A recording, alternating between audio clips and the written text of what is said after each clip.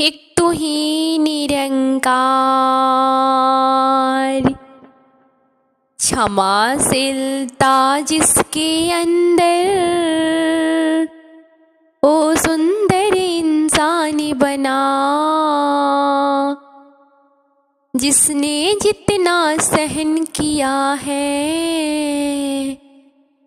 उतना ही महान बना। सहनशीलता को कभी भी कायरता न जानो तुम। वीर पुरुष में होती है वीरता है मानो तुम। कटु वचन को संत सहेगा और नहीं सह पाएगा। नर्म भाव में संत रहेगा और नहीं रह पाएगा। सहनशीलता इस जीवन में दिव्य गुणों की जननी है। सहनशीलता को अपनाओ, इससे बात संवरनी है। सहनशील बन गया जो बंदा, दुख ना उसके पास रहे। कहे हर देव की बातें है पक्की, सुख में उसका वास रहे। कहे हर देव की बातें है पक्की, सुख में उसका वास रहे। एक तू ही निरंकार। साथ संगत जी, प्यार से कहना ध्यान निरंकार जी। आज जितने भी महात्माओं ने अभी तक सहनशीलता और विशालता के ऊपर इतनी इंसाइट दी है, इतना कुछ उनकी स्पीचेस, गीत, पोएम्स जो भी हमने सुना है, कितना हमें आज उसमें से सीखने को भी मिला कि अपने जीवन में अगर ये दो गुणों को भी पकड़ेंगे तो उसमें हमारी सेल्फ इम्प्रूवमेंट का स्कोप कितना है। और अब उसी टॉपिक को दासी भी आगे बढ़ाते हुए कि अगर सहनशीलता की ही बात है, पहले उसको लेकर चलें तो एक सहनशीलता अगर हम बोलते हैं वो क्या होता है, और एक इंसान जो सहन नहीं करता वो क्या है आता है। तो कैसे एक क्षमाशीलता का भी गुण यहाँ, फॉरगिवनेस वाली बात, कि अगर एक किसी का कुछ सहना वो भी इसीलिए पॉसिबल होता है जब एक किसी की गलती पे उसको क्षमा भी किया जा सकता है। तो ऐसा करने से ही इसमें क्या है, दूसरे व्यक्ति का तो कुछ नहीं है, बेहतरी हमारी है कि हमने उस पे एहसान नहीं किया उसको फॉरगिव करके, उसको सह के, पर हमने अपना ही एक ग्रोथ किया है ऐसा करके। तो कैसे कभी कभी ये भी देखा जाता है कि दुनिया में ये बात हो जाती है कि अगर किसी ने ये कहा तो तुम्हें पलट के जवाब देना चाहिए था, तुमने क्यों सहा, तुम चुप क्यों रहे। लोग यहाँ तक भी कह देंगे संसार में कि ये तो कायरता की निशानी हो गई, अगला व्यक्ति तुम्हें इतना कुछ सुना रहा था, तुम चुप रहे आगे से। पर संतों को ये पता है कि ये कायरता नहीं, ये तो एक ऐसा गुण है जिसने जीवन को सुधारना है।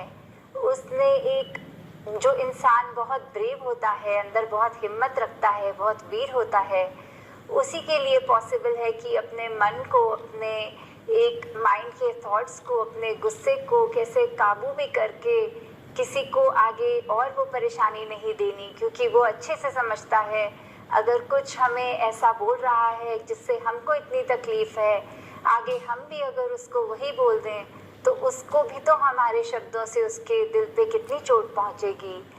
तो इसलिए वो एक ये ना समझते हुए कि एक कायरता कर दी हमने, किसी के आगे कुछ ना कह के।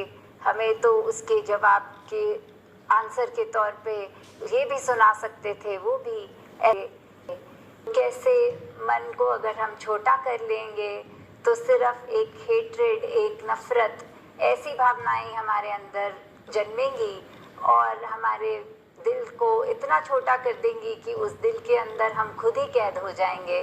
फिर हम अपनी सोच को बढ़ा भी नहीं पाएंगे और अपने आप के अंदर और अपना नुकसान कर बैठेंगे। अपने एक कहानी जहाँ एक व्यक्ति एक दूसरे व्यक्ति की इंटेलिजेंस से, उसकी बुद्धि से इतना प्रभावित कि उसको एक बार इनवाइट करता है कि मेरे साथ प्लीज़ एक रेस्टोरेंट में चलो, हम भोजन खाएंगे और आपसे कुछ बातें भी हो जाएंगी उस बहाने। तो वो उसकी बुद्धि से इतना इम्प्रेस्ड कि जब उसको लेके आया और बातें हुई और इतना हैरान कि ऐसे कैसे किसी व्यक्ति का दिमाग तेज़ हो सकता है, इतनी इंसाइट है इस व्यक्ति को, बहुत नॉलेज है इसको। और फिर बातों ही बातों में जो ऑर्डर किया खाना, वो जब एक वो वेटर लेके आया तो रोटी का एक बड़ा टुकड़ा था, एक थोड़ा छोटा था, दो अलग प्लेटों में।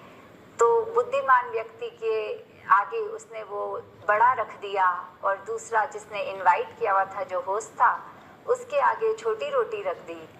तो ऐसा जब हुआ तो वो खाना खाने जब लग पड़े तो उस व्यक्ति को दिमाग में आया कि मेरे को ये बात पसंद नहीं आई कि बड़ा टुकड़ा तो इसने खुद ही चूज़ करके अपने लिए, एक बारी मुझे ऑफ़र तक भी नहीं किया कि ये बड़ा वाला आप ले लीजिए, मैं छोटा लूँगा।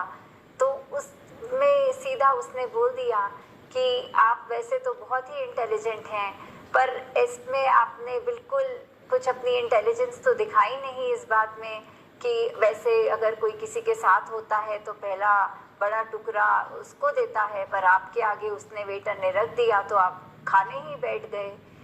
तो उसकी ये बात, इस गुस्से का काउंटर करते हुए वो बुद्धिमान व्यक्ति ने बोला कि अच्छा ये देखिए, अगर वेटर ने आपके आगे बड़ी प्लेट, बड़ा नान वो रख दिया होता और मेरे आगे छोटा, तो आप क्या करते?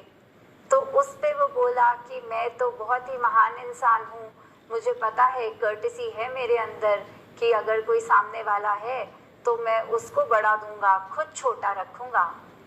तो उस पे वो बुद्धिमान व्यक्ति बोलता है कि देखिए, मैंने तो आपका काम ही कितना आसान कर दिया कि आपने अगर आपके पास भी आता तो आप छोटी रोटी अपने पास रखते, बड़ी मुझे देते, तो मैंने भी वही किया, आपको छोटी रोटी दे दी और अपने पास बड़ी रख ली।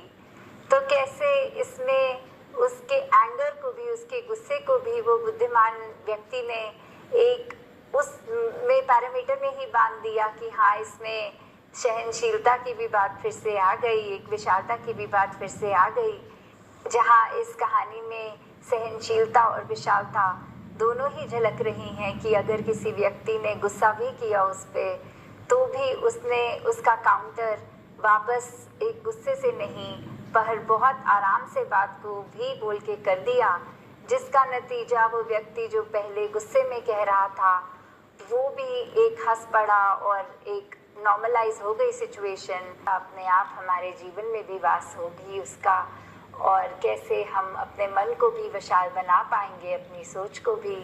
तो इस विशाल से ही जुड़ के, इस ब्रह्म ज्ञान, इस निरंकार से जुड़कर ही ये सब संभव है। वरना हम ही अगर छोटे मन के हैं, तंग दिल हैं, तो फिर इस विशाल से भी नहीं जुड़ पाएंगे। और जितना इस विशाल निरंकार को अपने हृदय में बसाएंगे, उतना ही हमारा मन विशाल भी होगा, सहनशील भी होगा और मन में सिर्फ प्यार का वासा होगा। तो दातार कृपा करे सभी पे कि ऐसा जीवन हर एक के हिस्से में आए। साथ संगत जी, धन्यकार जी।